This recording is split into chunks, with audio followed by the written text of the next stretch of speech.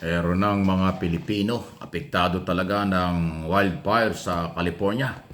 Kaya ko po ito ginawang topic kasi mga Pilipino kalat na kalat sa buong Amerika, lalo na sa California, marami po. Aba hindi ho talaga biro yung nangyari. Pinakamalaking wildfire sa kasaysayan ng Amerika itong nangyari. Pakinggan muna natin sandali itong ilang initial report na or ongoing progress report ng mga otoridad sa Los Angeles, California. So good morning. The Eaton fire is now estimated to be 14,117 acres with 27% containment. We know that over 7,000 structures are damaged or destroyed, and we have 3,155 firefighting personnel assigned to the incident. 16% of our damage inspections for dwellings have been completed, and we're working on a process to allow residents in the affected areas to be able to go online to view their home if it has been damaged or destroyed. We know that elevated critical fire weather conditions will continue through Wednesday. The Los Angeles County Fire Department is prepared. These winds, combined with low relative humidities and low fuel moistures, will keep the fire threat in Los Angeles County very high. I ask our county residents in wildfire-prone areas to understand that the necessary public safety power shutoffs are important for our collective safety in preventing the next wildfire natural disaster. Grabe ano? Talaga, alam nyo, ang mga biktima dyan ay mga Hollywood star. Ano nga, mga million dollars na mga celebrities ng Hollywood nga po ang nasunugan dyan. Pati nga si Paris Hilton, yung bahay niya nasunog din. Yung coach ng LA, nasunugan din ang bahay. Marami pang iba. Parang lumalabas yata, 16 hanggang 20 na mga celebrities, ano ha? Mga Hollywood star ang nawala ng bahay. Dahil nga ako sa napakalaking sunog. So, dahil dyan, ang concern natin ay mga Pilipino nandoon. Okay? May mga naulat na, may mga namatay. Pero hindi naman Pilipino. Sana walang Pilipino. Pero ang mga Pilipino, biktima rin. Ang iba nakatira dyan ang mga Pilipino. Lalo na yung mga Pilipino nakatira na ng mga 30 hanggang 40 years or 20 years dyan sa may parte ng Southern California na may mga bahay na doon na American citizen na, ibig sabihin Filipino-American, nagkaroon na ng mga property, damay sila dyan. Pero siyempre, iba naman ho dyan sa Amerika kumpara din sa atin dahil dyan sa Amerika, lahat ay naka-insured. Insured ang tao, ang bahay, kotse. Hindi pwedeng hindi. So, mababayaran din yan. Kailangan matagal. Hindi katulad dito sa Pilipinas na maraming bahay hindi naka-insured. Wala akong insurance. Okay? Ay ganun sa Amerika, lahat yan.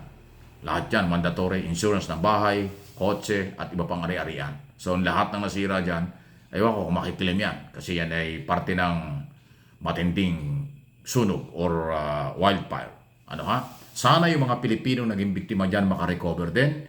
At may utos na po ang pamahalaan ni Pangulong Marcos sa Department of Foreign Affairs at ating ambassador sa Amerika, tulungan ang mga magiging biktima o naging biktima ng mga Pilipino dyan sa napakalaking sunog na yan.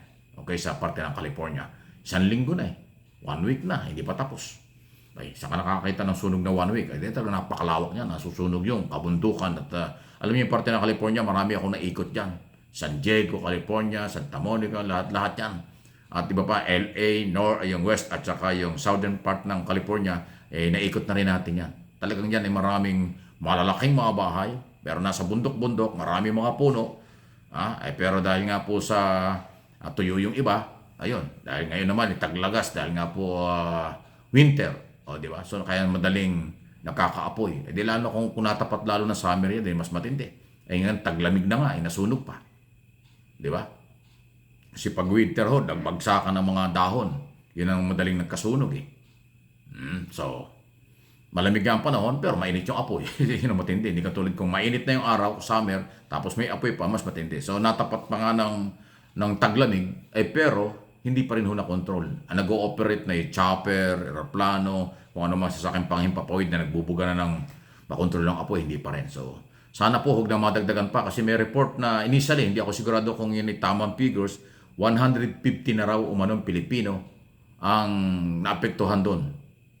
Na nakatira dyan sa mga lugar na yan na nasunugan ng bahay o naging biktima ng matinding wildfire. Wala namang napaulat pa so far, sana wala na Pilipinong casualties. Although may report na ang total daw more or less mga 20 yung mga hindi nakaalis siguro. Isipin mo rito yung mga senior citizen, yun ang maaaring maiipit eh. Kung bigla sa sunog yung bahay mo tapos wala kang kasama. Ay kadalasan po sa Amerika, hindi lang dyan, kahit saka malalaking mga bansa sa Canada, sa Europe, kadalasan or isa nakatira o dalawa sa nakatira sa bahay, mga senior citizen pa, na in case of emergency, hindi ho ganun kadali makalabas. Kaya posibleng yan ang mga naging biktima. At karamihan dyan ay mga nagtatrabaho kung saan-saan, punta nila, pag uwi nila, wala na yung bahay na sunog na. Yun ang matindi. So, naku, talaga naman. Kakaiba ang mga nangyayari. Nung nakaraang taon dito sa Pilipinas, 2.5 na ang typhoon, puro super typhoon, kalamidad. May volcano eruption pa, climate change pa talaga ito. May mga bansa, hindi lang tayo, binabaha yung China, Middle East, sa Europe, at kung saan sa mga bansa, talagang kakaiba. Ngayon naman, itong taglamig sa Amerika, matinding sunog. Ayan ito, ano ba talaga ito? Ano ba ang mensahe nito sa atin? Ano bang mensahe sa tao, sa malaking bansa at maliit na bansa o sa buong mundo nitong mga nangyari ito? Pag hindi flooding, eruption ng volcano, away ang mga bansa, pagkatapos ay matitinding landslide, matitinding away pang politika, pagkatapos ito ay wildfire na hindi makontrol-kontrol. Talagang makamiminsahe yan. Isa-isip natin yan. Huwag na natin sabihin, baka magpanik pa. Isipin na lang natin, baka may mensahe na. Ito mga nangyayari sa mundo na parang palala ng palala. Palala every year. Lumalaki ang mga hamon sa buhay ng tao. Ano man ang relihiyon, ano man ang kasarian, ano mang antas ng buhay at ng mga bansa ay nakakaranas ng hirap. Nakakaranas ng ganitong pagsubok. Isipin mo, Amerika, superpower na bansa. Mayaman silang bansa, pero ito nangyayari sa kanila. Libu-libong hektarya at libu-libong bahay at milyong pamilya. Ang inisa report niya, nasa mga 57 to 60 billion dollars na ang damage ng napakalaking sunog na yan. So, dito tayo sa Pilipinas, alam ko, kaya ko lang tinatalapik ito dahil maraming Pilipino sa Amerika, ingat lang po tayo sa anumang mga hamon sa buhay, lalo na sa isyu ng kalamidad. Dahil yun uncontrolled, hindi natin alam kung kailan darating, gaano katindi, at paano malalampasan. So, dasal lang. Huwag tayong makalimot sa ating Panginoon para tayo mabigyan ng proteksyon. Yung iba, hindi na yata nakakaalala eh. Kaya ito, huwag naman sana. Hindi ko sinasabing gano'n, pero baka yun. Kaya maging wake-up call. Baka ginigising na ang mundo, ginigising na ang tao sa anumang paniniwalang pangrelihiyon, anumang paniniwalang pampolitikal, anumang paniniwala nyo bilang tao, baka may mensahe na itong mga nangyayari sa ating kapaligiran. At sa buong mundo, hindi lang sa Pilipinas, hindi lang sa ASEAN. Wala nang bansa na parang libre o nakakasiguradong protektado sa isyu ng kalikasan. Kakaiba talaga. So, don't panic, magdasal, mag-ingat, harapin ang mga nangyayari at higit sa lahat, maging handa, sabi nga nila.